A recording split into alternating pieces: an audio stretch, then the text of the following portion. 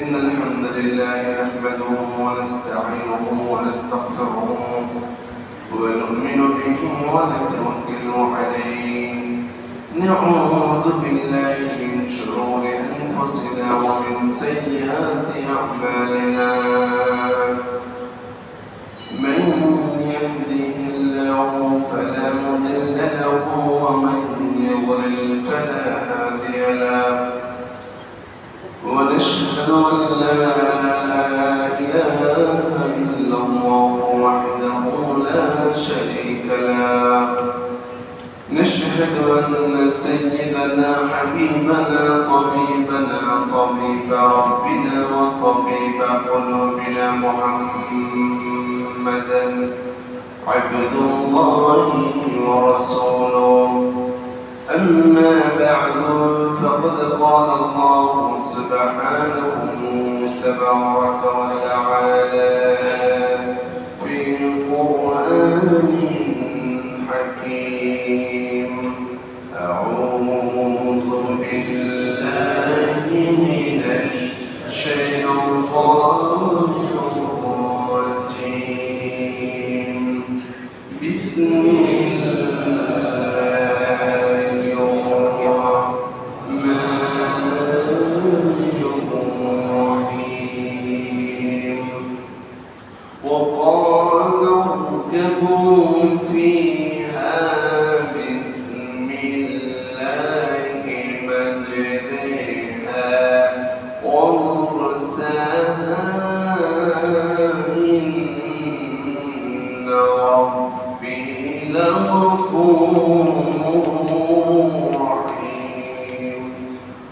وهي تجري بهم في موج كالجبال.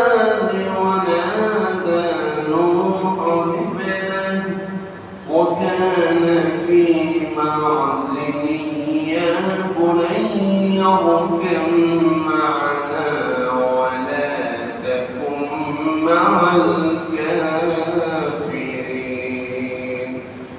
صدق الله العظيم. আল্লাহ তাবারক ওয়া তাআলা শাহী দরবারে শুকরগুজার হচ্ছি যে আল্লাহ দয়া করে আমাদেরকে কোরআনের আকর্ষণে অত্র মসজিদে জুমার নামাজ আদায়ের লক্ষ্যে আসার মতো বসার মতো সরাসরি কোরআন থেকে কিছু কথা শোনার মতো তৌফিক দান করলেন। এজন্য আল্লাহ পাকের শাহী দরবারে শুকরিয়া জ্ঞাপন করছি। আলহামদুলিল্লাহ। সর্বাগ্রে দোয়া করে নিতে চাই যে সমস্ত হাজার হাজার লক্ষ লক্ষ মানুষগুলো পানিবন্দী অবস্থায় পড়ে আছে, কেউ খাবার যন্ত্রণায় ক্ষুধার যন্ত্রণায় চিৎকার দিচ্ছে, আল্লাহকে সাহায্য চাচ্ছে, ওই সমস্ত ভাই বোন শিশু কিশোরের জন্য দোয়া করছি। আল্লাহ যেন মেহেরবানি করে পানিবন্দী মানুষগুলোকে পানি থেকে পরিত্রাণ দিয়ে সুস্থ একটি সুন্দর জীবনে তাদেরকে পদার্পণ করেন, পড়েন আমিন। তার আগে আমি মেন আলোচনা শুরুর আগে আপনাদেরকে প্রশ্ন করতে চাই, ভারত আমাদের বন্ধু না শত্রু? এত আস্তে বলেন কেন? ভয় লাগে আপনাদের? ভারত আমাদের বন্ধু না শত্রু? যে কাজ করলো মোদী সরকার, যে কাজ করছে, আবু জাহেল মনে এত খারাপ ছিল না, বর্তমান মোদী সরকার যতটা খারাপ। আমাদের বাংলাদেশের মুসলমানদের ঈমানকে ধ্বংস করার জন্য এই তো পানি আসলো পরে, স্বাধীনতার পর থেকে নিয়ে আজ পর্যন্ত একের পর এক আগ্রাসন চালিয়েছে ভারত সরকার, মোদী সরকার, এই নাস্তিক সরকার, এই জালেম সরকার। কখনো আমাদেরকে সংস্কৃতির নাম দিয়ে মুসলমানদের ঈমানকে ধ্বংস করার জন্য বাংলাদেশে চালু করেছিল জি বাংলা, ইসলাম প্লাস, কথা বল ঠিক না মুসলমান? কিন্তু আলহামদুলিল্লাহ বাংলার মুসলমান তারা সব কিছু ছাড়তে রাজি, ঈমান ছাড়তে রাজি নাই। ঝাঁটা পিটাই করে ওদের সমস্ত চ্যানেলকে বাংলাদেশে আমরা নিষিদ্ধ করেছি। চিন্তা করলো যখন সংস্কৃতির নাম দিয়ে মুসলমানদের ঈমান ধ্বংস করা যায় না, এবার বাংলাদেশটা পুরোটা চুষে খায়।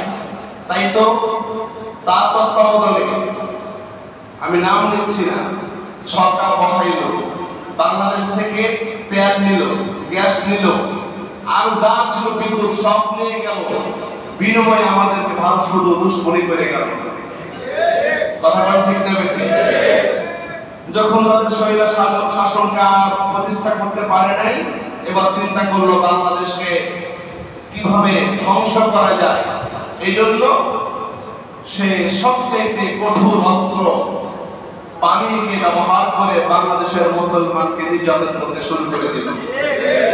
কাজেই আমি বলতে চাই, ভারত হলো পৃথিবীর মুসলমানের জন্য সবচাইতে চরম দুশমন। আপনারা কি একমত? একমত হন আর না হন, আমার কোরআন বলছে হবে।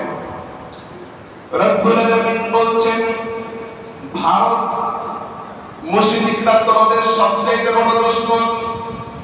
মুসলমান, আমার কথা বলছি না, খুদ কোরআনের বাণী আপনাদেরকে শুনিয়ে দিচ্ছি, আর সমস্ত ভারতের দালালদেরকে সাবধান করে দিচ্ছি, ভারতের দালালি করবে বাংলাদেশের তোদের কোনো ঠাই না। যারা ভারতের দালালি করবে, যারা খুনিদের চামচামি করবে, খোদার বাংলাদেশ তাদের জন্য হারাম। আপনারা কি একমত? রব্বুল আলামিন বলছেন, লাতাজিদান্না আশাদ্দান-নাসি আদাওয়াতান লিল্লাযীনা আমানুল ইয়াহুদা ওয়াল্লাযীনা আশরাকু। রব্বুল আলামিন বলেন, প্রিয় মুসলমান, ভালো করে বুঝে নাও, কে তোমাদের বন্ধু, কে তোমাদের শত্রু। আল্লাহ পাক বলছেন, মুশরিকরা মুসলমানদের প্রাণের দুশমন, জানের দুশমন। কে বলছে ভাই? আল্লাহ পাক বলছেন, মুমিনদের সবচেয়ে বড় শত্রু হলো মুশরিকরা।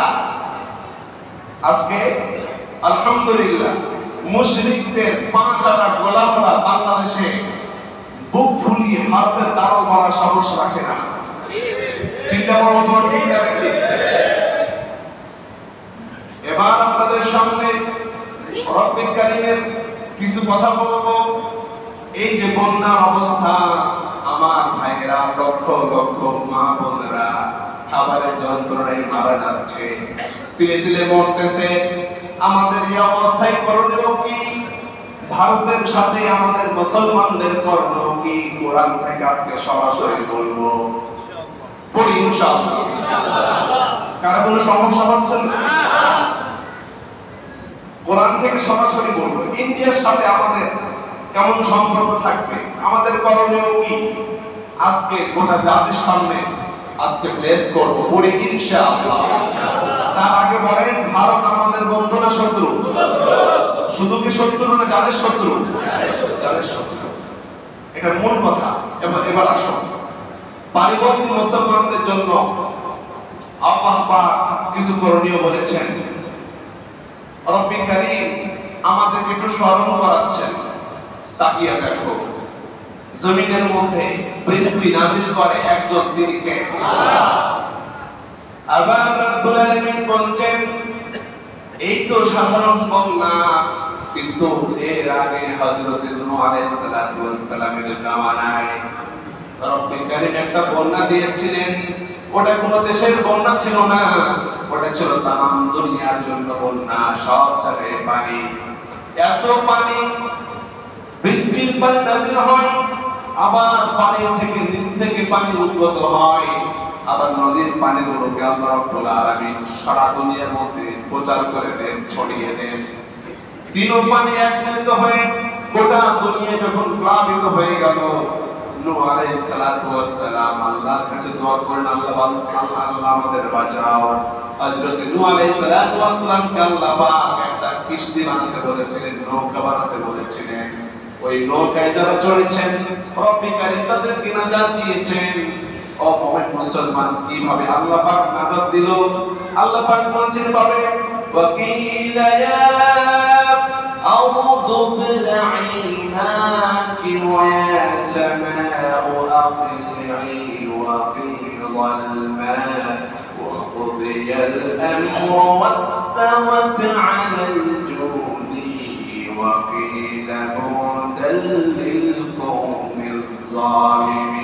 পড়েন আল্লাহু আকবার।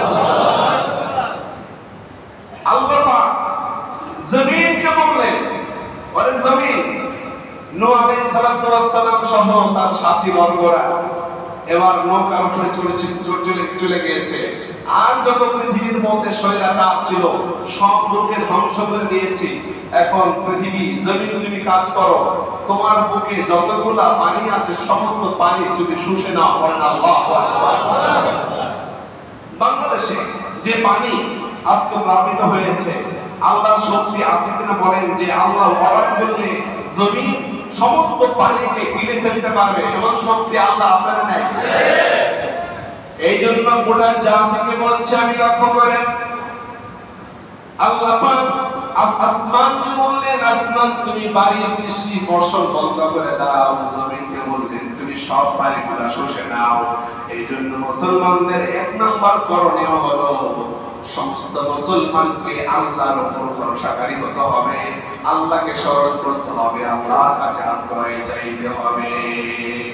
রব্বুল আলামিন বলছেন, যদি বান্দা এই দোয়া করে, লা ইলাহা ইল্লা আনতা সুবহানাকা ইন্নী কুনতু মিনাল যালিমিন। প্রাণ ভরে পড়েন, লা ইলাহা ইল্লা আনতা সুবহানাকা ইন্নী কুনতু মিনাল যালিমিন।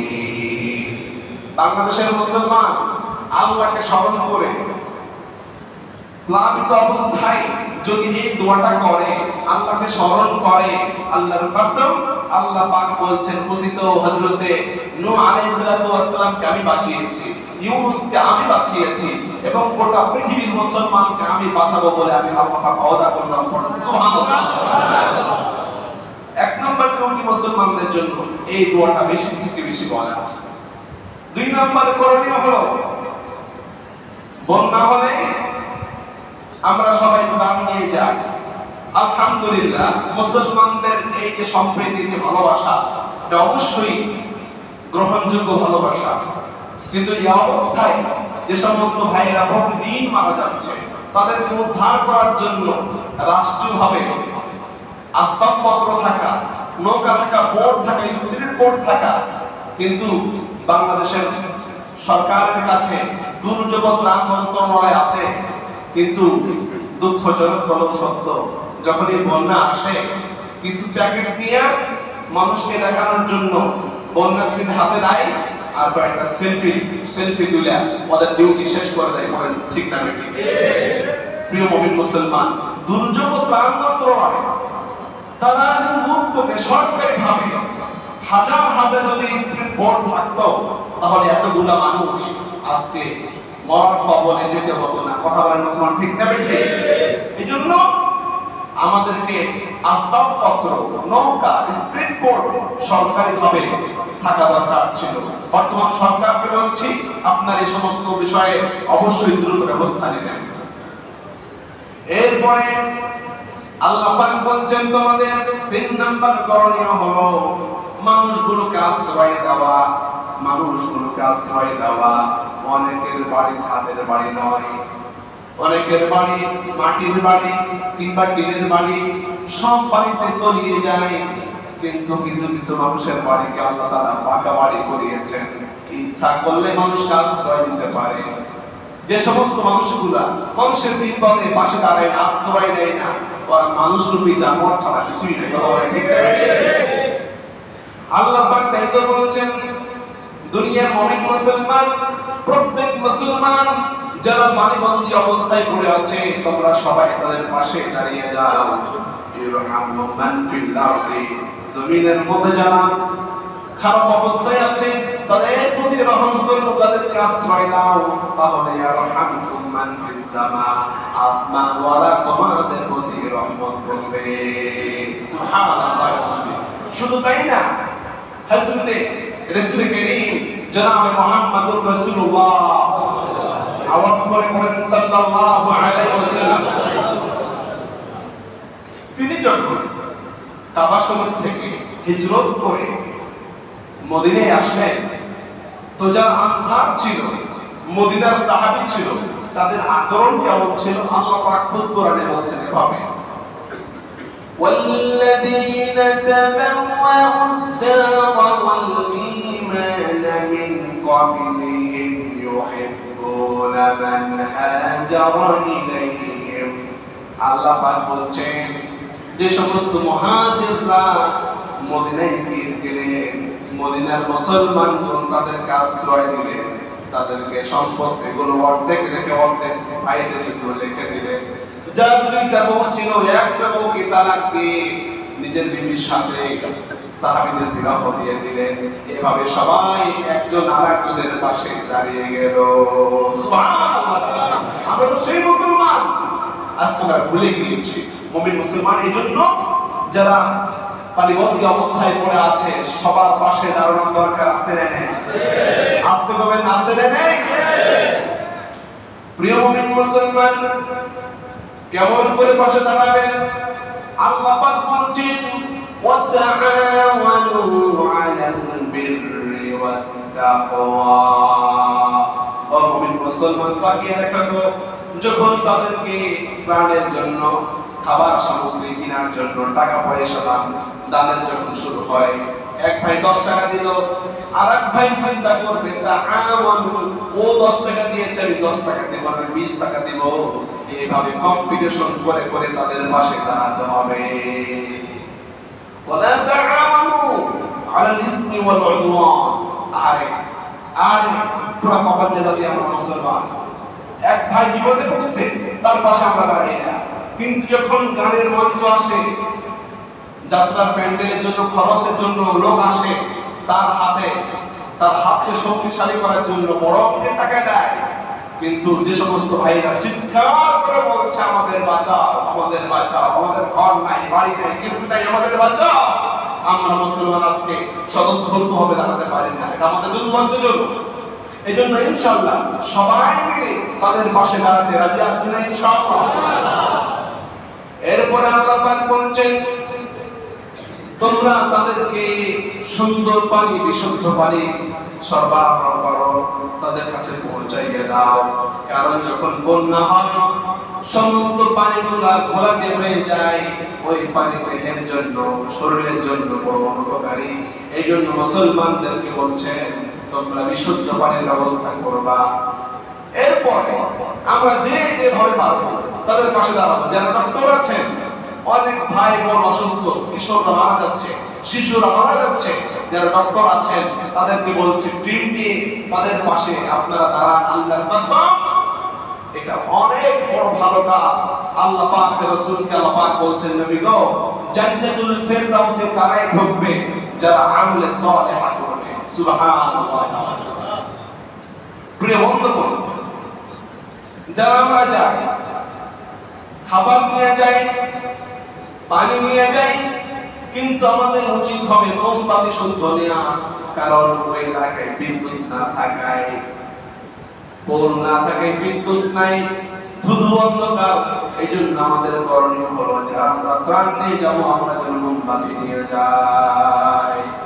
ভাইরা আমার, সর্বশেষে আমাদের জন্য যা করণীয়, মুসলমানদেরকে আজকে আরেকবার দেখাতে হবে আমরা মুসলমান, একজন মুসলমান অপরজন মুসলমানের জন্য আমরা আত্মা শুরু।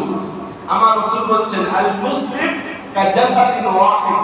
আরে ভাই, আমি 3 বেলা খাই, আপনি 3 বেলা খান, কিন্তু আমার পানিবন্দী মুসলমানগুলো 1 বেলা খেতেও পারে না, এমন রিপোর্ট আছে না নেই?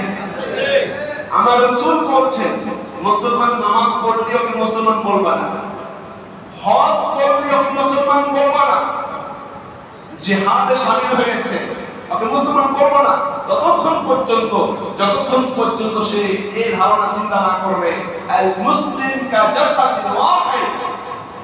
মুসলমান গোটা বিশ্বের মুসলমান একটা বডির মতো, পায়ে আঘাত লাগলে পুরো দেহের মধ্যে ব্যথা অনুভব হয়, ঠিক না? ঠিক ভাই, এজন্য নামাজি, হাজি, মুজাহিদ সবার জন্য করণীয় হলো আমাদের এই মুহূর্তে সবচেয়ে বড় ইবাদত হলো আমাদের প্রিয় মুসলমান বোন, ভাই বোন, কৃষক, শিশু যারা মারা যাচ্ছে তাদের পাশে দাঁড়ানো। পড়ি ইনশাআল্লাহ। এবার আপনাদেরকে কিছু কথা শোনাতে চাই। ভারতের সাথে আমাদের মুসলমানদের লেনদেন কেমন হবে, তাদের সাথে আমাদের অবস্থা কেমন হবে, সরাসরি কথাগুলো কোরআন থেকে আমি বলছি। তার আগে পড়েন আল্লাহু আকবার। আপনারা কি ভারতের বিরুদ্ধে যুদ্ধ করতে রাজি আছেন? ইনশাআল্লাহ। এত আস্তে কেন, রাজি আছেন? ইনশাআল্লাহ। ভয় পাচ্ছেন না তো? আল্লাহর কসম, দেখতে থাকবেন সমস্ত স্বৈরাচার যারা বাংলার জমিনে মানুষের প্রতি জুলুম করেছিল, আজকে আদালত প্রাঙ্গণে ওদেরকে জুতা নিক্ষেপ করে, থুতু নিক্ষেপ করে। এটাই বাস্তব, এটাই বাস্তব। কত হাজার কোটি টাকা চুরি করলে পরে মানুষ এত বড় হয় জানেন ভাই? আহা, কি সুন্দর বাড়ি ছিল, এখানে চাইছে একদম কি করেছে, অবস্থা খারাপ করে ফেলেছে। নসুলের দাড়ি, এত সুন্দর দাড়ি ছিল, এই শয়তানটা জীবনের ভয়ে দাড়ি একদম ক্লিন করে দিয়া নায়ক সাইজা ওই চাইছিল পালাইতে, কিন্তু ইনশাআল্লাহ আল্লাহ পাক যখন ধরেন তখন আর কোনো রক্ষা নাই। পালাতে পারবি না, তোরা পারবি না। আইনমন্ত্রী হয়ে যা কিছু করলি সবকিছু বেআইনি কাজ করেছিস। কথা কন, কথা কন, কথা কন। হাজার হাজার মানুষকে মিথ্যা মামলা দিয়া আল্লামা সাইদিকে গলায় হত্যা করেছিস। আল্লাহ কসম করে বলছি, এই জমিনের মধ্যে আলেমদেরকে যারা ল্যাংটা করতে চাইবে, আল্লাহর কথা যাকে শুনতে তাদেরকে ল্যাংটা করে ছাড়বে। ওই আরেকটা আসলে শয়তান কারো মালিক, মালিক কে? কি নাম কি? মালিক কে? বলে কোন মালিক কে?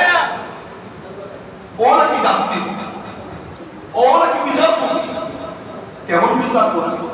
তাই যখন পাকড়াও করা হলো, সে বলছে আমার যেন আমার নাম বিচারপতি শামসুল ইসলাম মালিক, যে মিডিয়া ভাই ছিল, সে বলছে তুই মালিক কে? কহে আমি মালিক। শয়তান, শয়তান, যত রকম মামলামি করেছিস বাংলার মানুষ ওদের বিচার করে ছাড়বে। ডিজিটাল মামলার নামে আমাকে মাহফিলে গালাতে দুনিয়া কত অত্যাচার করেছে আমাদের উপর। ভালো করে শুনুন, প্রায় লক্ষ লক্ষ মানুষ, আমি বক্তৃতা করলাম, যা কিছু বলি কোরআন থেকে বলি, আমাকে গ্রেফতার করার জন্য ওসি আসলো। খাবার খাবো, খাবার খাচ্ছি, মাত্র 2-1 লোকমা মুখে দিছি, আমার ড্রাইভার এখানে আছে, 2-1 লোকমা মুখে দিছি, আমাকে গ্রেফতার করার জন্য পুরো বাড়ি ঘেরাও করলো। আমাদের অপরাধ কি ছিল? আমরা জালিমের বিপক্ষে সবসময় কথা বলেছি আর বলতেই পারি। যখন জালিমের বিরুদ্ধে কথা বলেছি, জালিম সরকার আমার গ্রেফতার করার জন্য পুলিশ পাঠিয়েছে, কিন্তু আলহামদুলিল্লাহ সেখানকার মানুষ দেখিয়ে দিয়েছে আলেমদের ভালোবাসা আমাদের কিছুই করতে পারে না। পড়েন আল্লাহু আকবার। জালিম মূর্তি মানুষকে অন্যায়ভাবে খুন করার জন্য গণভবনের মধ্যে গণহত্যা কবর রচনা করলে তোমরা। আল্লাহর কসম খেয়ে বলছি, ভারতের 5টা গোলামি যারা করেছিস আর মানুষ খুন করেছিস, জালিম করেছিস, তোদের বিচার এবং জমিনে হবে হবে। দেখতে থাকুন, ইনশাআল্লাহ হতে হবে বিচার। আপনারা কি বিচার চান? নিরপরাধ আমার ছাত্র ভাইদের বুকে গুলি চালাই, ওপর দিয়ে গুলি, নিচ দিয়ে গুলি, বাসায় থাকতে পারে না, বাসার মধ্যেও গুলি। আসতে পান কেন? কত জুলুম করো তুমি। শুনো, আল্লাহ পাক বলছেন তোমরা ভারতের বিরুদ্ধে যুদ্ধ করার জন্য তৈরি হয়ে যাও। পড়েন আল্লাহু আকবার। আপনারা কি ভয় পাচ্ছেন না তো? ভয় পাচ্ছেন না তো? হ্যাঁ, সরাসরি বলছি, সহিহুল জামির কিতাব 4102 নম্বর হাদিস, বাসায় গিয়ে নিয়াবেন, নেটের মধ্যে সার্চ দিবেন, একদম চলে আসবে। রাসূল বলছেন যারা মুসলমান দাবিদার হবে ওদের প্রত্যেককে ভারতের বিরুদ্ধে যুদ্ধ করার জন্য সিদ্ধান্ত নিতে হবে। নবীর হাদিস আপনাদেরকে বলছি আমি, ভারতের কাছে মুশরিক মুসলমানদের মধ্যে ডিভাইড তৈরি করে মুসলমানদেরকে জ্বালিয়ে পুড়িয়ে শেষ করে দেওয়া, পানিবন্দী করে মেরে ফেলা। আল্লাহ পাক বলছেন তাই রাসূলের মাধ্যমে তোমরা সিদ্ধান্ত নাও, আসাবাতানি মিন উম্মতি আহরাজাহুমুল্লাহু মিনান নার। আল্লাহ পাক বলছেন, আল্লাহ পাকের জাহান্নাম আছে না নাই? আছে। আজকে তবে না আছে না? আল্লাহ পাক বলছেন দুইটা দল থাকবে এমন, এদেরকে আল্লাহ পাক নিজ হাতে জাহান্নাম থেকে মুক্ত করে তাদেরকে সুন্দর একটা জান্নাতের মধ্যে ঢুকাইয়া দেবে। তারা জানো, আল্লাহ রাসূল বলছেন আইসাবাতুন তাউজুলিন, যারা ভারতের বিরুদ্ধে যুদ্ধ করবে, যারা মোদির বিরুদ্ধে যুদ্ধে করবে, আল্লাহ পাক তাদের জন্য জাহান্নামকে হারাম বানায়া দেবে। আপনারা কি চান আপনাদের জন্য জাহান্নাম হারাম হয়ে যাক? সবাই কি চান?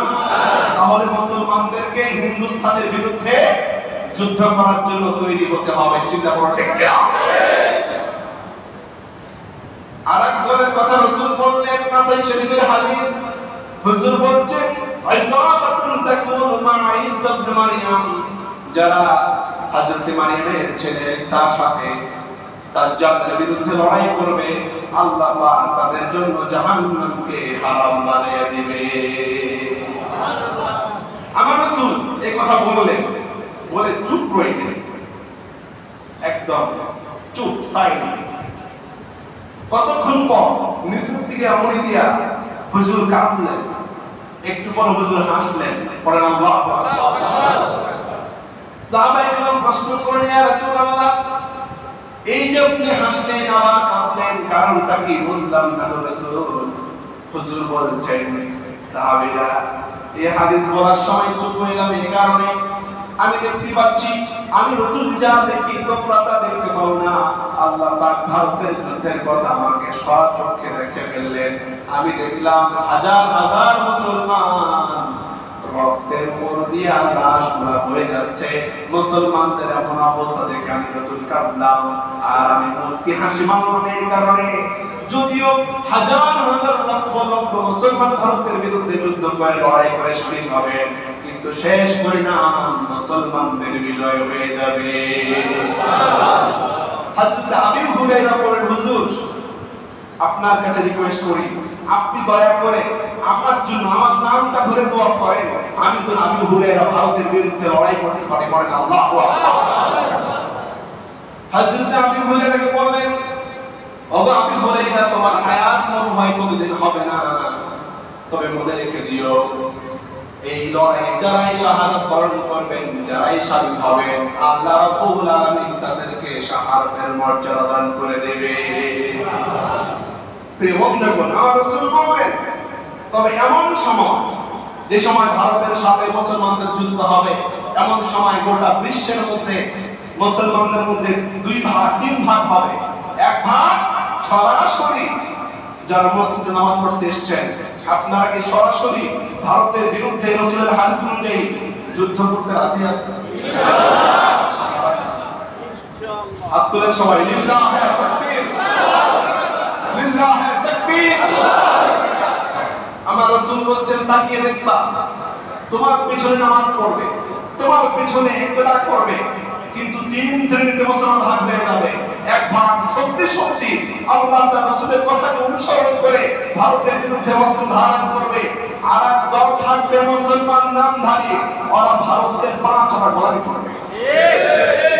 আমরা আজকে ভারতের পাঁচ হাজার কারা কারা গোলাম দেখতে পেয়েছি, গোটা জাতির সামনে আল্লাহ তাদেরকে ল্যাংটা করে দেন, পড়েন আমিন। আর এক দল থাকবে ওরা মুনাফিক, বৃষ্টি যেদিকে ছাতা ওই দিকে, সুবিধাবাদ জিন্দাবাদ, যেদিকে বৃষ্টি ওই দিকে ছাতা মিলে। এমন কিছু মানুষ আমাদের জামানায় নাই, থাকবে না মানে রাসূল বলেছেন থাকতেই হবে। আল্লাহ পাকের রাসূল বলেছেন এভাবে, ও প্রিয় মুমিন মুসলমান, তোমরা হতাশ হবে না। তোমরা খেয়াল করে দেখবে, যখন ভারতের সাথে মুসলমানদের যুদ্ধ শুরু হয়ে যাবে, জালেম গুলো এক দেশ থেকে আরেক দেশে পালানোর জন্য লাইন দেওয়া শুরু করবে। তাকিয়ে দেখেন না, কাশ্মীরে আমার মুসলমানদেরকে মারতেছে, কিন্তু অপরদিকে আল্লাহ পাক তিউনিসিয়ার মধ্যে ইসলামকে কায়েম করে দিয়েছে। বলেন আল্লাহু আকবার। মায়ানমারে মুসলমানদেরকে মারে, আর মরক্কোর মধ্যে আল্লাহ পাক ইসলামের ঝান্ডা উত্তোলন করে দেন। বাংলাদেশের মুসলমানদেরকে যখন মারে, আলহামদুলিল্লাহ আমাদেরকে পাকিস্তানি বলে গালি দেওয়া হয়। কি আজীব কাহিনী, জীবনে পাকিস্তান চোখে দেখলাম না, তবে পাকিস্তানে যদি আমার মুসলমান থাকে ওই সমস্ত মুসলমানের পক্ষে আমি আসি না নাই? ভারতের মধ্যে মুসলমান আছে, মুসলমানদের পক্ষে আমি আসি না নাই? আমাদেরকে যতই রাজাকার বলো, যতই যুদ্ধাপরাধী বলো, কোন লাভ নাই। আলহামদুলিল্লাহ বাংলাদেশ একটা স্বাধীন রাষ্ট্র গঠন করছে, ঠিক না? আল্লাহ পাক বলেন রাসূলের মাধ্যমে এই সময় ভারতের সাথে যুদ্ধটা হবে, ওই সময় তাকিয়ে দেখবে ভারতের আশেপাশে রাষ্ট্রগুলা ইসলামী হুকুমত কায়েমের জন্য উর্বর হয়ে যাবে। আল্লাহ পাকের রাসূল সঙ্গে সঙ্গে তিনটা দোয়া করতেন, আয় আল্লাহ গুজরাতুল হিন্দ হয়ে যাবে, ভারতের সাথে যুদ্ধ তো হয়ে যাবে, ও আল্লাহ তোমার কাছে দোয়া করছি। এক নাম্বার দোয়া, আল্লাহ গো মেহেরবানি করে আমার সকল উম্মতকে একসাথে মেরে ফেলবা না। আল্লাহ বলেন কবুল করে ফেললাম। হুজুর দুই নাম্বার দোয়া করলেন, রব্বুল আলামিন তোমার কাছে দোয়া করি দারিদ্রতার ভয়ে কোন মুসলমান যেন ঈমানটা বিক্রি না করে। আল্লাহ কবুল করেছেন। সে দোয়া করলেন, আল্লাহ ওই ভারতের যুদ্ধের সময় গোটা দুনিয়ার মুসলমানকে তুমি এক করে দিবা। কিন্তু জিব্রাইল বলছে, হুজুর এই দোয়া কবুল হবে না, কারণ আবু জাহিল মারা গেছে, ওদের নাতি পুতি আছে না? আসতে বলতেন আছে না?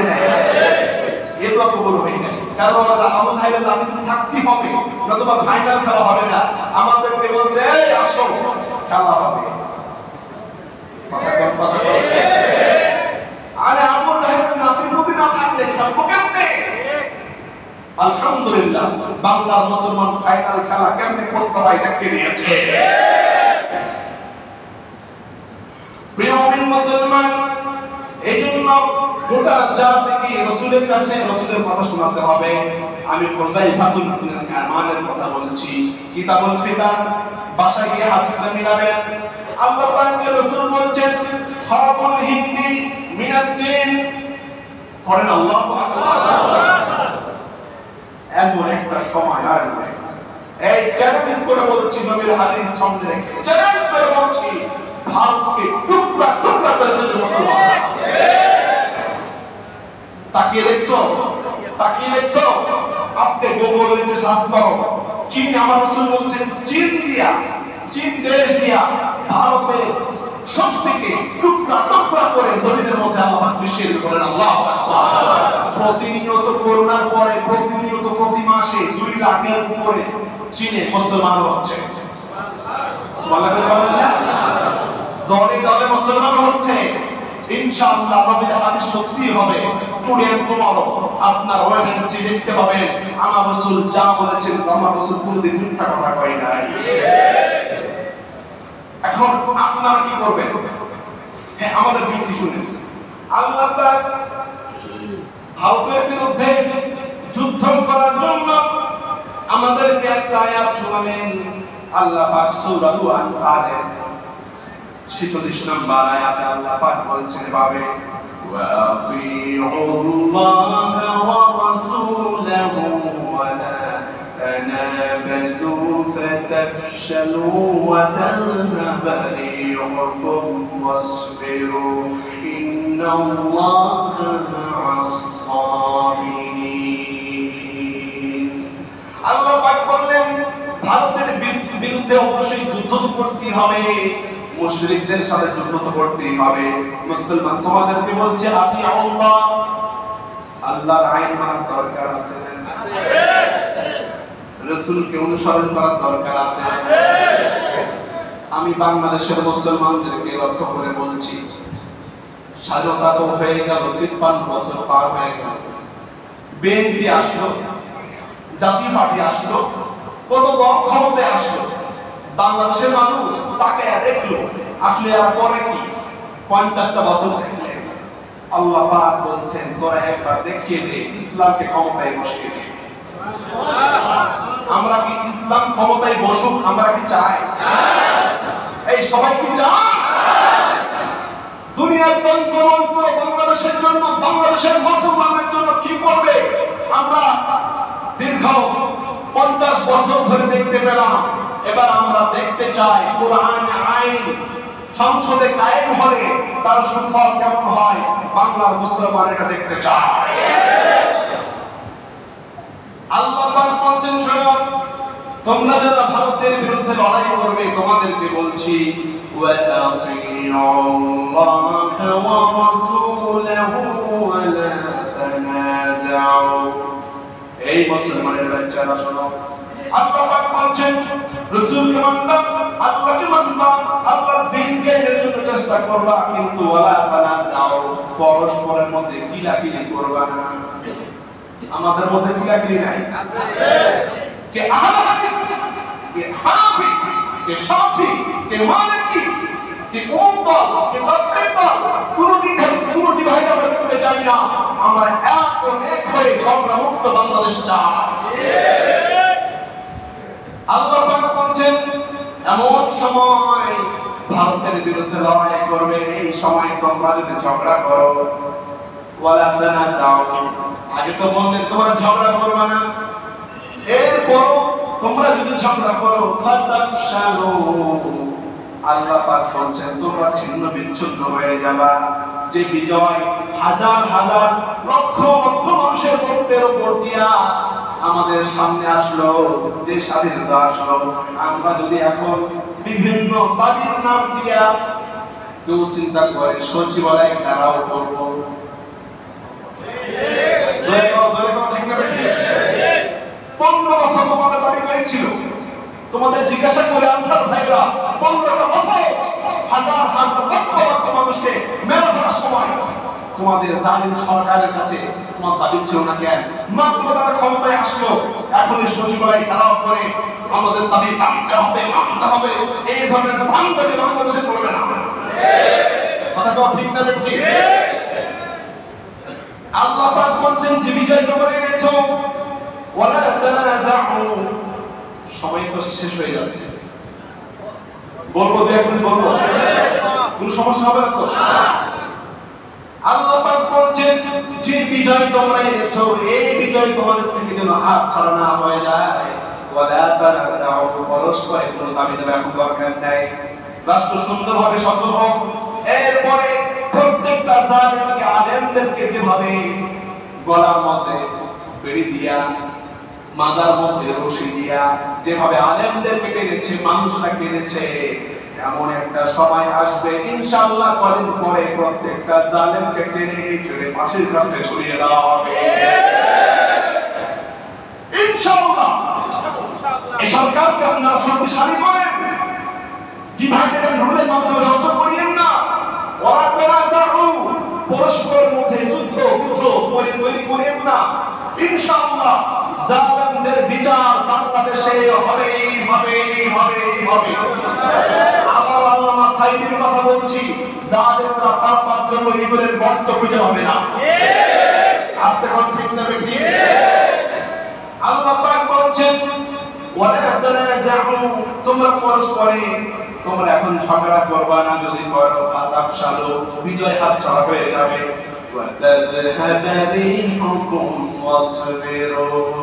শুধুই বিজয় হাত ছাড়া হবে না, এখন যদি আমাদের মধ্যে ঝগড়া শুরু হয়ে যায়, আল্লাহ বলছেন বাংলাদেশ সহ যে রাষ্ট্রের মধ্যে কাজগুলো হবে বাংলাদেশের দেউলিয়া রাষ্ট্র চূর্ণ বিচূর্ণ হয়ে যাবে।